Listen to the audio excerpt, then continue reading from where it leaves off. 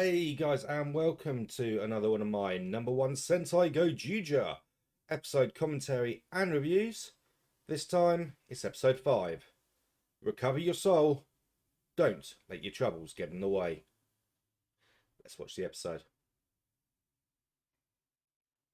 So the episode starts with Samino on a sort of three-way date. She's got two guys who both think they're on a date with her. And she says she thinks it would be more fun if they all went on a date together. Before she's then distracted by the mascot, Kumamon, who she thinks is absolutely cute, and it gives her a pink balloon as the two boys fawn over her. Because she's just so cute and kawaii.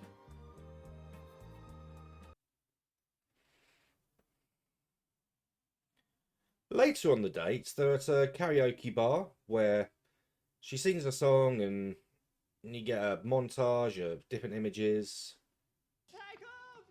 before she joins the boys back at the table. So once she's back with the guys, she decides she wants to ask them about a kidnapping from 8 years ago. Apparently both guys gave testimony on the case. And as they get suspicious of her asking questions, she goes around, holds their hands, and we find out that the power she gets from her ring is telepathy. And she reads their minds.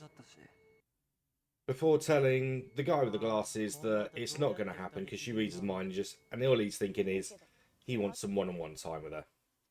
So saying she's going to the toilet, she gives them her balloon, tells them to wait for her, and she leaves. And as she does, she gets a phone call from the Prime Minister,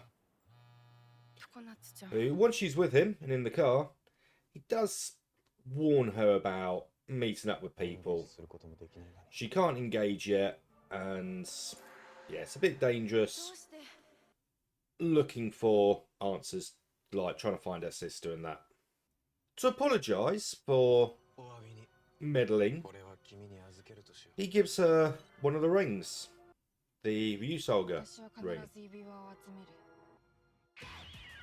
as we enter the credits. So as the two guys come out of the karaoke bar, they wonder where Samino's gone, and the guy with the leather jacket wanders off, and the guy holding her balloon, he starts moaning that he'd love to have her meddling in his life all day. And with that, the round sign behind him ripples.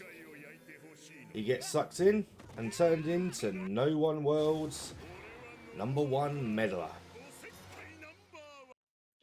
So Samino actually goes to the cafe afterwards to check in with the rest of the guys, and acknowledges Green as new to the team. And Kinjiro says he parties so hard, children stare in awe. Sono says they're not a team. And Rikuro says why is she here when she works the PM. And she says she wants to join them. And when Rikuro asks what her goal is, she says she wants revenge on the person who kidnapped her sister. The kidnapping was 8 years ago, and she even became a cop. But she was too rough with any suspect that might have anything to do with it, and she got fired. As they're talking, Toro's ring glows. He gets up, saying chat's over, because he can smell a No.1. Which is quite impressive, because the No.1 is actually down at the docks, where the Gozyugers actually arrived. Well, 4 of the Gozyugers arrived quite quickly. Where meddling #1 challenges Yellow and Blue to a meddling battle. So Ryuji produces a couple of pens, gives one to Rikuro. They run over to the No.1 monster and draw on him, with Rikuro doing a special autograph and Ryuji drawing the Tiger Sword mark, which the No.1 monster says it's not meddling because he likes it. before cleaning them off. Telling them what an actual bit of meddling is, he shows them a book with an autograph in, and says meddling would be to deliver it in excess, and berries, blue and yellow, under a giant box of autograph books. And Kinjiro turns up with a mini boombox, and he puts it down, opens up the CD port, and tries to put a cassette tape in, which amazes Sumino because she's never seen a cassette tape. Which Kinjiro says, but they're newer than records. Meddling number 1 says that the noise would just be a distraction, whips out his tongue and binds Green's head. Sumino takes his ring, sprays some sort of foul-smelling spray in Tono's face, takes his ring, goes over to Rikuro and Ryuji and takes their rings as well, before she starts to leave. And she tells Tono, as she's leaving, that if it's this easy, then they were never going to keep their rings for long anyway. And as she runs off, Tono follows her. As she's running off, she sees a small kid who's fallen over, and he's crying because he's grazed his knee. So she goes over and puts a little plaster on his knee that says, strong.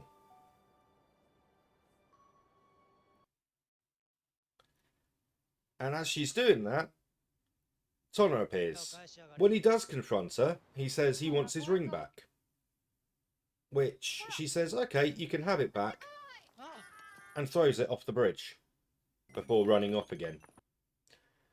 And when Tono runs down to go and get it, it's a fake that says, you lose.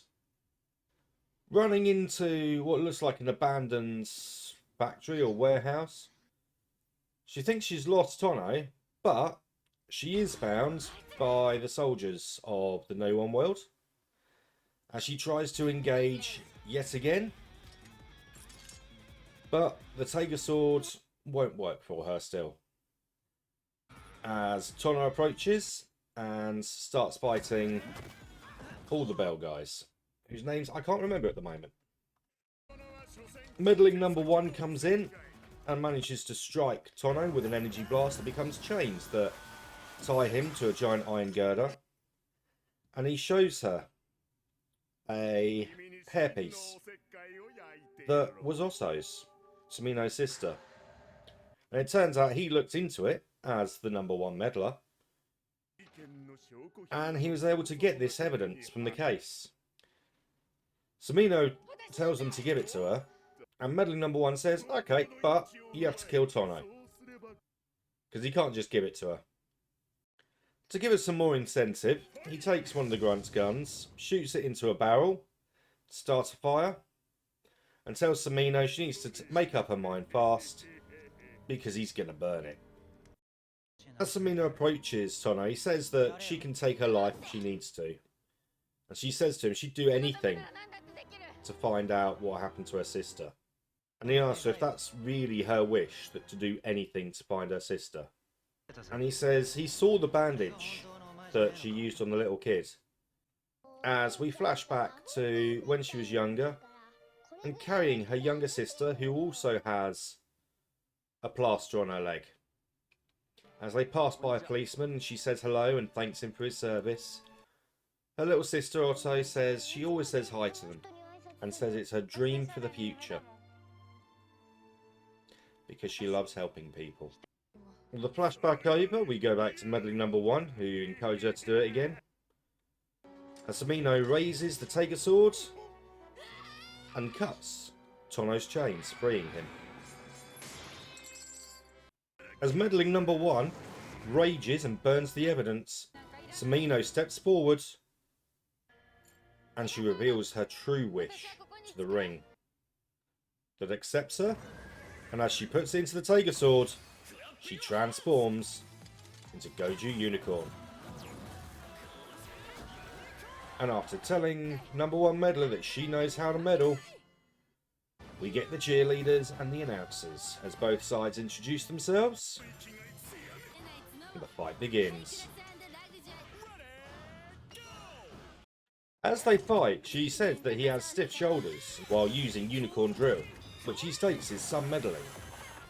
And as they fight, she puts her hands on his side and reads his mind on what attack moves he's going to use next, enabling her to dodge what would have been a painful attack otherwise. As she explains that the ring enables her to read minds, the other Gozyugers turn up, asking for their rings, and she actually hands them over. As they step forward and transform.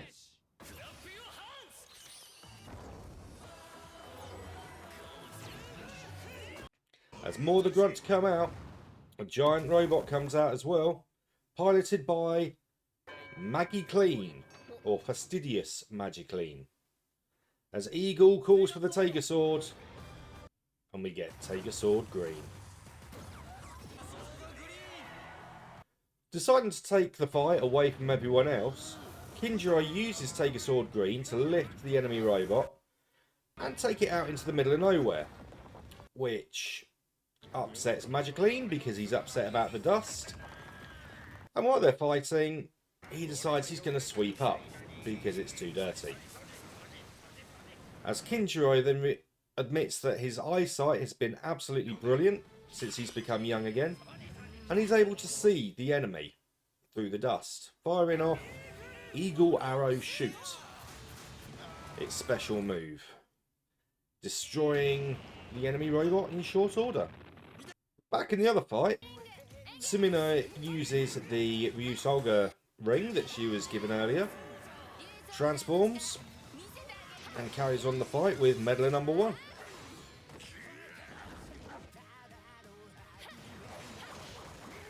Transforming back, she uses Unicorn Drill Attack on its belly. Seeing one of her former dates inside, she then fingers him to death with Finish Finger Unicorn. Drilling through, grabbing her former date, who appears outside, and number 1 meddler blows up. Finished. And the graphic appears, winner, Goju Unicorn.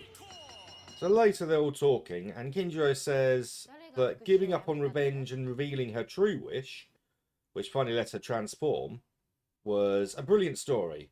But she turns around and says that she's not giving up on revenge, she's still going to find the person and clobber him. And Tono admits that a little payback's never hurt anyone. But the only clue that Sumino has is that the person had grey eyes. As we see Rikuo signing some pictures of himself with grey eyes, as he waves them away and enters the cafe. Okay, so I actually really liked that episode. We got quite a bit of backstory for Goju Unicorn, where she had, I mean, obviously we already knew that she had a younger sister, but she was kidnapped 8 years ago. So the question, one of the questions I suppose, is this sister going to be in the series later on? You know, kidnapped 8 years ago, so is the sister still alive, I suppose, is one of the questions that we may or may not find out throughout the season. Hopefully he's still alive, because it'll be something nice for Goju Unicorn at the end of it. We learned that Goju Wolf, not Goju Wolf, sorry, Goju Leon, or Blue, is his eyes change colour. They used to be grey, which obviously is the one clue we have over the identity of the kidnapper. And I suppose we don't really know much of the backstory for Reds, Blue, or Yellow. We know Yellow seems to be some kind of priest for the Tiger Sword. Blue is an idol. And Red never has a job and seems to have lost his family from the end of the last episode.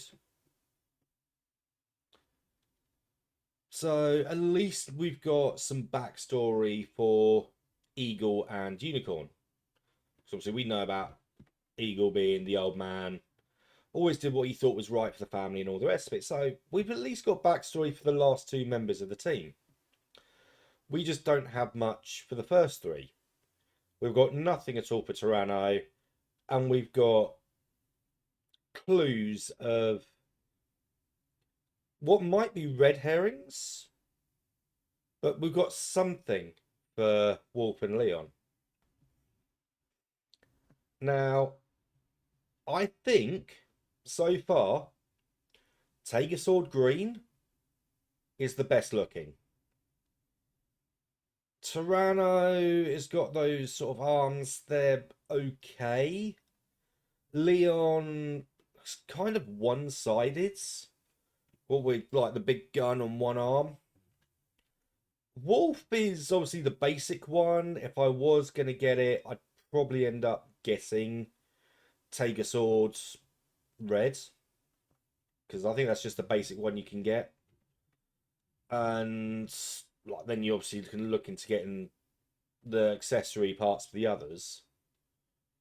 Eagle, I think I would actually get, like, considering how much it costs to get these things and import them from Japan, I would go for Goju Eagle as either a second one or as display and having bits for red just sort of nearby. Look at this cat. She's loving the attention here. Say hello. They're all watching you now. I've just drawn attention to you. You don't care. See, this is my Sentai cat. No, I'm joking. But yeah, Goji Unicorn, I'm looking forward to finding out what hers looks like.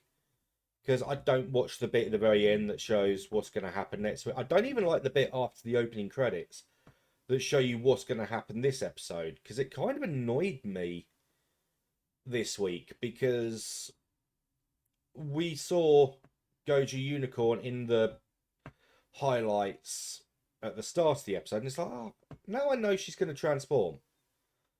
So, yeah, I know it's done to like try and hype people up at the start of the episode, but I never liked it on as a kid when I was watching Thunderbirds when they did it on that. I didn't like it when I was in my late teens and Battlestar Galactica came out and they did it at the start of every episode. I'd literally like look away, like watching it on TV, and I would look away during the music that did the montage of what's going to happen in the episode until it was over and then watch it. Because I don't want anything spoiled. I love watching this stuff fresh. And I watch it once and then I make this video because I want everything I say to be as fresh as possible. Even if I say a lot, I still want this to be as fresh as possible. And of course, I've got the cat with me this time because she was shouting outside the door. She wanted some fuss and attention. But yeah, just a good, fun episode. Not really much more to say about it, to be honest. Bit disappointed that we had the break last week for, I think it was golf. So hopefully we don't have too many of these through the year. Because I just want to make more of these videos. Possibly with the cat keeping me company. And until next week, I'll say see you later. She's asleep. Bye. No.1.